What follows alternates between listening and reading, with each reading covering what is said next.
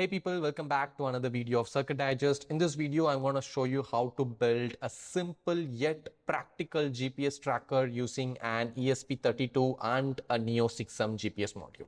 Now, the specialty of this project is it's very easy to build. You can build it on a breadboard, and the output of this project looks something like this. So you can visualize the data coming out of this GPS tracker on a proper GPS map. Now, all of this is completely free, of course. The end result will look something like this. It will be plotted on a proper map where you can zoom in, and all these blue dots are the points where the GPS data was sent from our ESP32 board here to our cloud server. If you click on it, you can see the date and time at which this data was recorded, and it also plots a neat route showing the path taken by your GPS tracker. So you can just refresh this page and see the current location and the history of your GPS tracker. If you scroll down, you can also see the latitude and longitudes against a timestamp in a proper table. So this is a practical GPS tracker you can use, and in this video I'm going to show you how exactly to build it. So let's get started.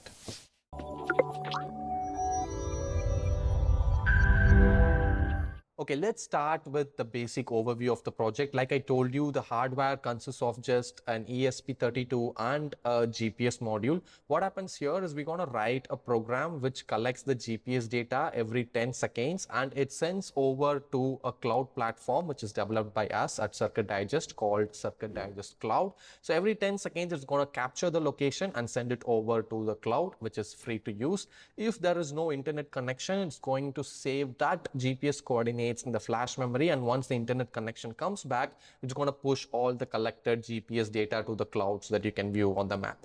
So on the cloud side, it's CircuitDigest.cloud. We have provided a lot of APIs, but the API used for this project is called GeoLinker. So basically this API can be used with Arduino, ESP32, Raspberry Pi, any microcontroller or SoC modules for that matter. So this API basically collects the GPS data, the latitude and longitude along with the timestamp, stores it on a server, and it populates all of that in a neat map. So to use it, you can just head over to CircuitDigest.cloud and click on View Map against the GeoLinker API. The first time when you do it, it's going to ask you to register. It's completely free. You can register. I'm going to just sign in with my existing email ID and the password.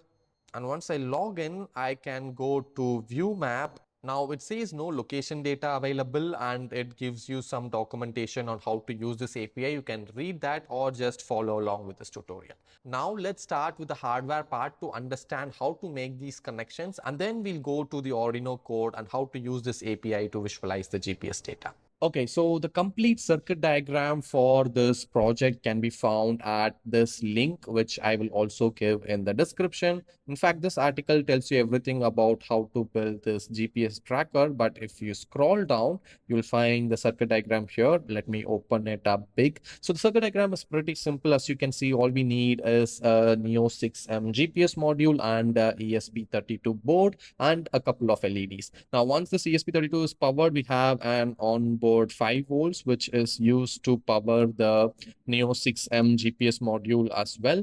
And then we have two LEDs here. One is green and another is red. So as soon as your ESP32 board is connected to Wi-Fi, the green LED will stop blinking and it will become stable. And as soon as your ESP32 is able to get proper GPS data from your Neo 6M module, the yellow LED will start to light up and it will remain stable as long as there is a valid GPS connection.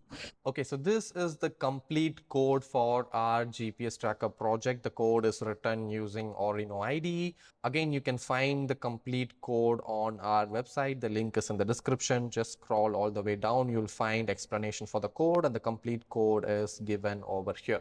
Now, if you look at the code, what we're going to do is we're going to connect to a Wi-Fi network, and then we're going to get the GPS data, latitude and longitude values every 10 seconds. And then if there is an internet connection available, we will directly send those values to the server every 10 seconds. If there is no internet connection available, then we will save it in our flash memory, and then once the internet connection is back, it will send it to the server and you can visualize it on a proper map just like I showed you earlier. So let's start with the code. Over here, there are a few things which you should definitely change. First thing is the Wi-Fi SSID and password. So connect to your own Wi-Fi network. Once the GPS tracker comes in proximity to this Wi-Fi network, it will update all the data it has collected and you can visualize the data on a map. This link will remain the same, and then you need the API key that you can obtain from CircuitDigest Cloud. To get that, you just have to get into my account and you will see the API key here. Again, if you want to use this API with some other development board, you can try this documentation here, which is called a GeoLinker. So this documentation tells you how to use this API with any development board. But if you're using with ESP32, you can just go ahead with this code. Change the API key, and that is all you have to do here. Just connect your board to the computer using your programming cable like this, and then make sure you have selected the right board. So mine is ESP32 dev module and the port is USB serial 001. Once that is done, just hit on upload. Okay, so now the code is uploaded. Let me press the reset button so that everything starts from the beginning. You can see on the serial monitor here that it is connected to Wi-Fi, and that is why the green LED is stable over here. But the yellow LED is still off. It means we are not getting proper GPS connections. And every 10 seconds, you can see that our serial monitor says invalid GPS data skipping upload. So this means that we're not able to get proper GPS data from the module. At this point, you can either step out and see if your GPS is able to get signal and fetch the latitude and longitude values. Or if you want to get it working indoors, then I would recommend you to change the antenna for this project. So I have an outdoor antenna here, like this one, which you can easily purchase. It says GPS antenna 1575.42 megahertz. So I have this antenna over here.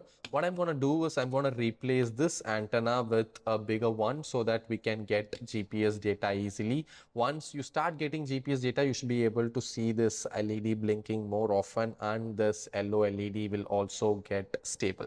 So let me do that real quick. This one. So it's done. Now I have connected this antenna to our GPS module. Now, if you don't have this antenna, obviously you can step outside your room and face the antenna upwards to see if you're able to get some data. Okay, now I've changed the antenna and hit on the reset button. As you can see, it says connecting to Wi-Fi connected. And after 10 seconds, it says the latest GPS data has been uploaded successfully with a response code 201. So the very first time you send a data through your API to the server, is going to respond with 201, and then it's going to respond with 200 for every other successful data which has been pushed to the server. So as you can see, after every 10 seconds, we are already sending the data to our cloud server. Let's go and see how to visualize this. To do that, just get into CircuitDigest.cloud, make sure you're logged in and with the same API which you have used, and then click on View Map. And now, instead of seeing a blank screen, you will see a map with your exact location being pinpoint. Your last known location is here. If you zoom in, you can see a lot of blue dots to show you the readings which we have taken so far, and a table also says that we have received 5 values at this latitude and longitude. If you click on these blue dots, you can see the time at which these data was received and the date and which this data is received. You can just keep refreshing this page to see the latest data. So now we have 8 data points, and since I'm sitting stationarily in our office, you're just seeing the same latitude and longitude being updated. And if you go here to our serial monitor, you can see that once the GPS is able to get the first reading, it has no problem with getting subsequent values, and we are updating it every 10 seconds. We're going to power this GPS tracker with a power bank, and we're going to take it around some route and show you how the map updates in real time, showing the last known location as well as the current location of the GPS tracker.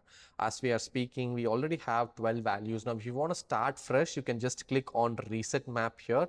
This will delete all the values which you have sent to the server previously, and it will be completely blank, and it will be waiting for you to send new values.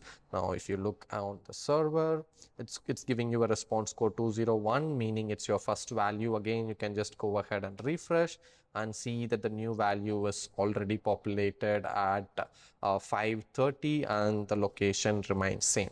You can just zoom in, see your last known location, and this is it, guys. This is how easy it is to build a GPS tracker using the GeoLinker API. If you enjoyed watching this video, do give us a like, and if you are using this API, let us know your feedbacks. We would love to hear that, and if you're building something with it, do share it with us as well. So that's it. We are still sending values to the GPS tracker. I'm just going to keep refreshing it, and I'm going to send it in a path, and I'm going to show you a small montage to show you how the map gets updated in real time.